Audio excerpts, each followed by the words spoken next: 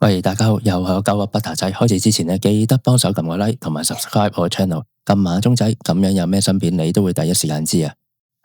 大家好啦，今個星期真係坐過山車咁啊，頭幾日仲升得幾靚仔，去到星期尾呢就嚇到大家心驚驚。原因好簡單，就係一個人啊，特朗普。成件事好似睇戲咁，前一日呢出 post 就話要加100% 關稅。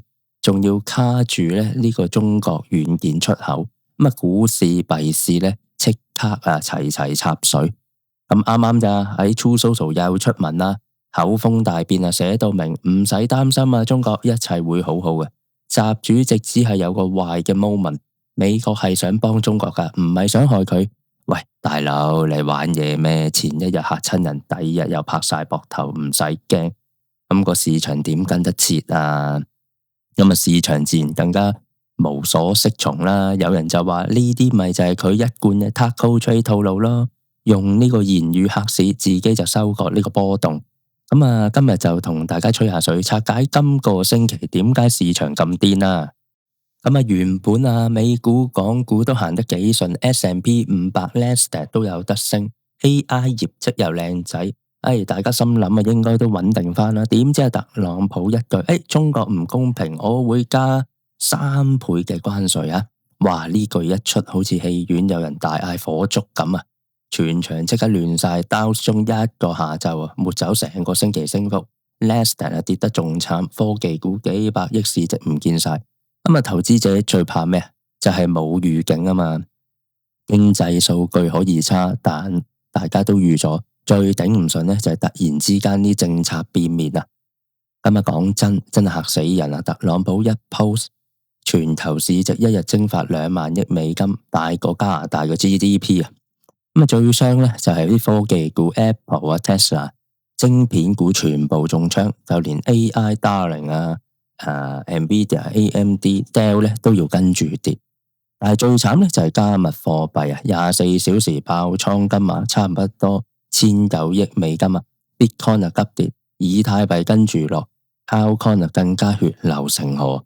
呢啲場景好似骨牌效應咁，一塊跌呢，拖埋隔籬嗰塊，再拖多幾塊，最後成副牌散晒。恐慌指數 VIX 一下子飆升，債息跌，資金走晒去美元同黃金，就係咁一個 post， 全球由開心毛變晒驚青毛啊！有趣嘅係咧，特朗普口風真係快過番薯。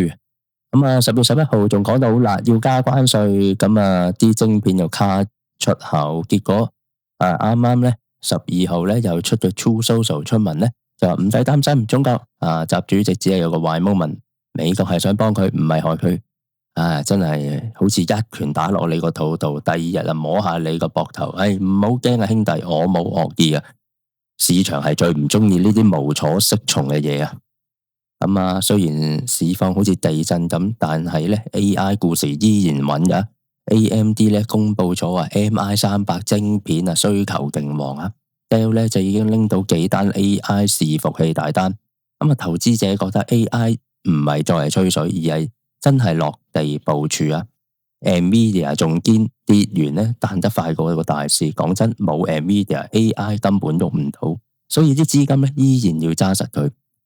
但係呢 Apple 又靜雞雞收購咗 Plum AI，攞翻啲人才同技術，準備將呢個 AI 靜雞放入 iPhone 同 Mac。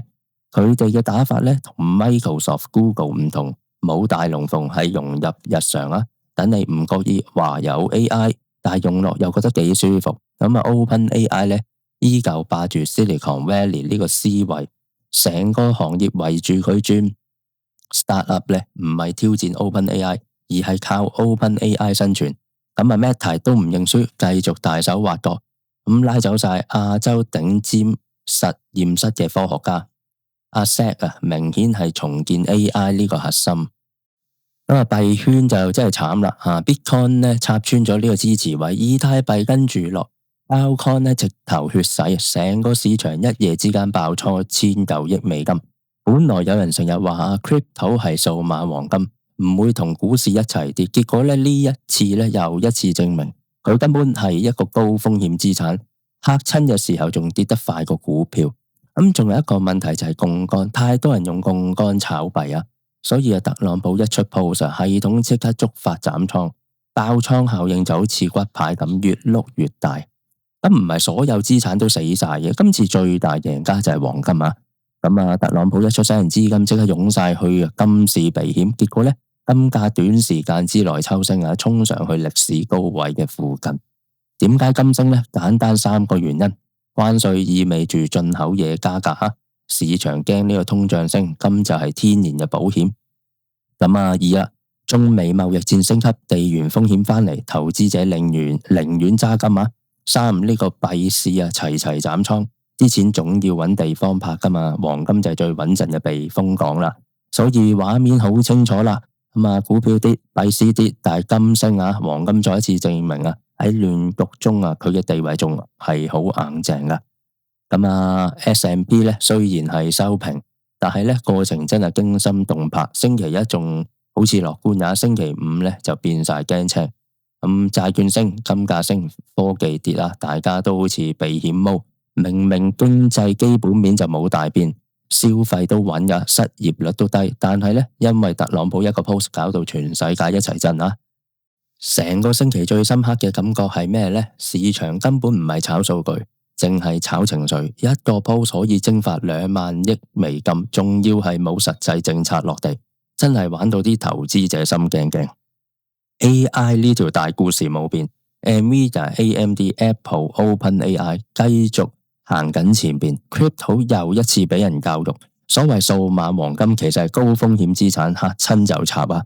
最爆笑嘅位呢，始終就係特朗普前一日仲話要100% 關稅，卡住中國軟件，嚇到呢個市場大跌。第二日呢，又出嚟安撫，唔使驚，美國係想幫中國嘅。喂，大佬，你一時左一時右，市場邊頂得順啊？所以呢，今個星期學到嘅 lesson 好簡單，特朗普係拎住部電話就可以令個市場坐過山車。長遠嚟講，基本面仲係穩嘅。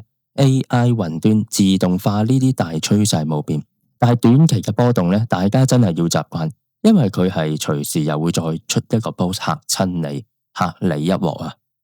市場會過度反應，但係最後會冷靜翻，經濟冇衰退，消費仲穩嘅，咁科技仲創新，只要捱過呢啲短期驚青，長線故事仲喺度。咁各位觀眾你又點睇呢？留言話知，記得 like、subscribe 同 share。下集再見，拜拜。